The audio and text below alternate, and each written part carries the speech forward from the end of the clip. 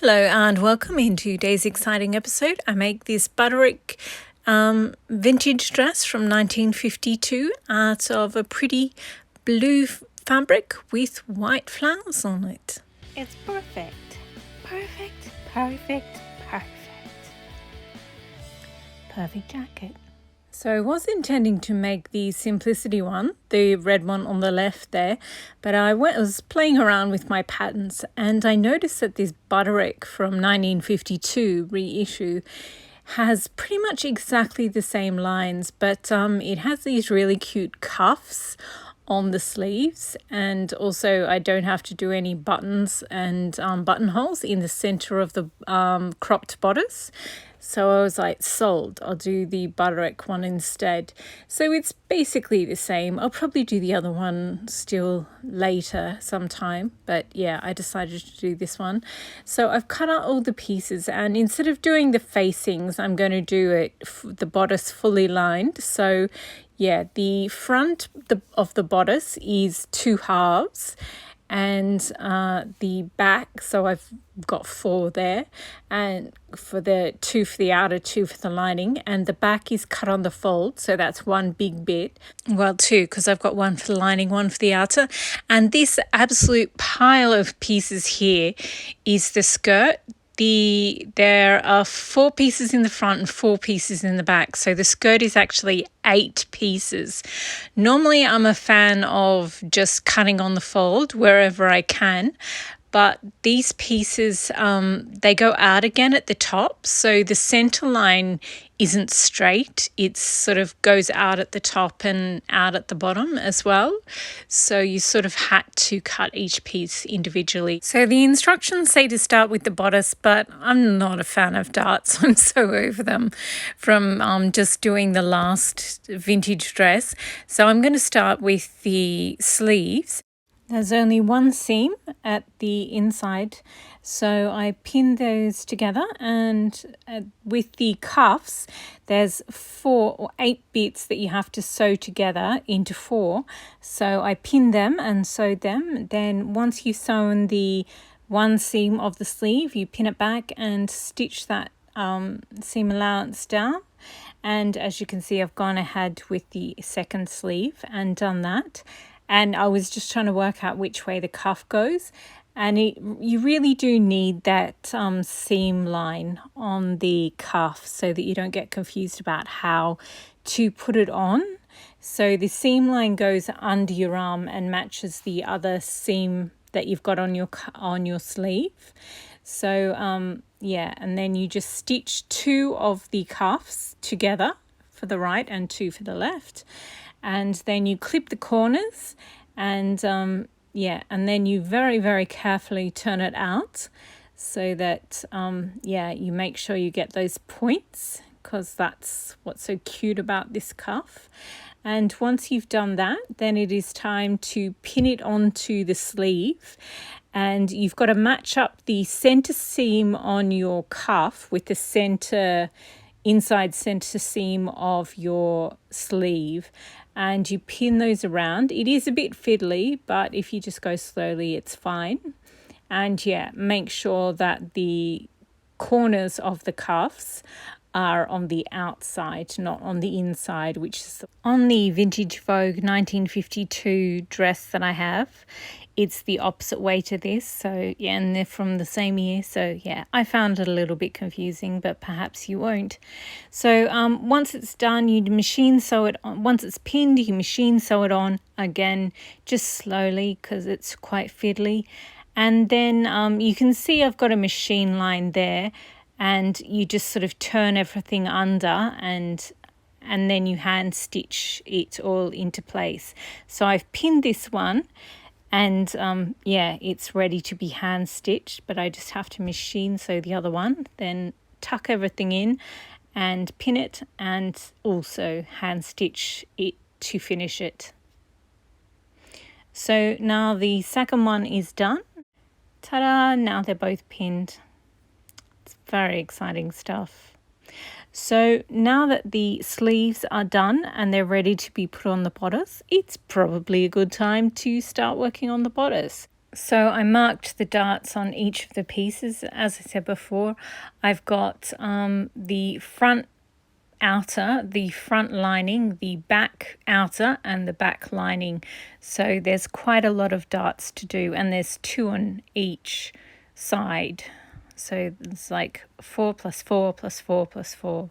Once I'd marked them and pinned them, I machine sewed them, and after I machine sewed each one, I tied the threads of each one.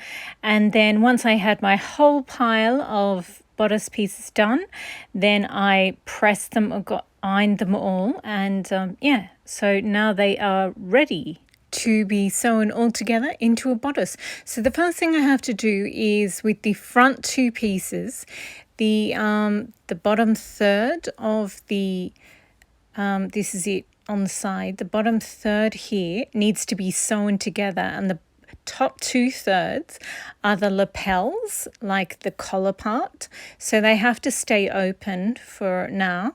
But yeah, I just have to machine sew this bottom third and reinforce it so it doesn't come undone. So I will do those 2 now. And okay, so they're done, and then you press out the seams so that they sit flat. And of course I did both the outer bodice and the lining of the bodice, and yeah, they're the same fabric. So I just wanted the lapels, like the collar when it flips out and sits down, I wanted to be the exact same fabric as the outside of the dress, so that's why my lining is the same. And yeah, so the next step is to sew up the shoulders and the sides, and of course you need to leave the side where the zip's going to go open. So on the outer bodice it's on the left, and on the inner bodice it's on the right. And once you've sewn those, then for the outer bodice you attach the sleeves. So I pinned the sleeves in and machine sewed them, and then you just obviously clip the curves and finish your sleeves. And then once you've done that, it is time to pin the outer and the lining bodice together at the, like, all around the lapel and the neckline, and then machine sewed them. I also machine sewed the bottom of the lining so that when I sew the bodice to the skirt, you have to hand stitch the inside bodice, the lining. So yeah, I feel like it's easier if there's a line there. So now we have to do the skirt. My word of warning about the skirt would be do not rush, because yeah, you will sew the wrong sides together. So first of all, you have to sew the center. There's 2 center fronts, so you have to sew them together, but you have to make sure you sew the right side together, correct side together. And once your 2 center fronts are correctly together, then you add the 2 side fronts. And once those are done, then you put that aside and you go on to the back and you do the 2 center backs, and then you do, once you've done them correctly, you add the 2 side backs to that. So you end up with 4 front, 4 back. And then of course you'll see your zip is on your left. So I sewed the front and the back together on the right, and then I pressed every single seam, which took forever. But yeah, I was glad that I left it open, so it's much easier to press when it's open. And then once I'd done that, I did the last seam. So now it's all done, and it is time to attach the bodice. I was really tired at this point, so yeah, if I hadn't had a video deadline, I would have left it and done it another time, because as you can see, this is not perfect. This is probably the least perfect waistline I've ever done, but it'll be fine once I pressed it, but I didn't have time to press it. So yeah, it is done. And obviously then you have to attach the inside, the lining. You just go around, pin it, and then you hand stitch it. And you also have to do the hem as well, but this is cut on the bias, so I'm just going to let it drop for a few days and then I'll pin it up And also I haven't done the zip, so I have to do that. But it's sort of a grey blue, this colour. So I'm actually going to have to take a swatch in and buy a zip in person, because I just can't tell online whether the blues are grey enough or too baby blue, because I have a very baby blue one. So obviously, yeah, I didn't get the colour quite right. The back is a little baggy. I think it's just that maybe it's a little long. I think I'll try pinning the darts a little more, and if that doesn't work, then I'll just re-sew the waistline, the cropped waistline, and just eat up more with the seam allowance so that the whole of the waistline goes up, like the front and the back. It will look fine if the front's a little bit higher, but yeah, I definitely think the back needs to be higher, or there needs to be more fabric absorbed in those darts. Something, it's just a little too baggy at the bottom of the back of the bodice. So yeah, and I put my petticoat on, but because the petticoat is made of neon orange netting, it was showing through. I think it's probably because it's at night too. If I had time, I'd probably wait until tomorrow and take photos of it, but I have time right now to do editing, and yeah, so badly timed. I think I'll leave myself a little more time next weekend. So yeah, but here it is. Here's the dress. It's so cute. I love this pattern. I absolutely love it. These are the pattern illustrations and the line drawings for it. And this is the dress, the sample dress that they made on the Something Delightful website, and I actually like mine more. But I do love that I've used the same fabric on the cuffs and the lapels as the actual, like I didn't use a contrasting fabric. I really like that. I guess maybe I'll make one where it's contrasting, because I mean, it is interesting. But yeah, for this particular fabric, I'm very glad I made it the way it is. I know some people would prefer it if it had a white collar and cuffs, but yeah, I think this is darling. I really like it. So thank you for watching, and yeah, I definitely recommend this Butterick pattern from 1952, and I will try the Simplicity one still, I think. But yeah, I'm really happy with the way that this one turned out.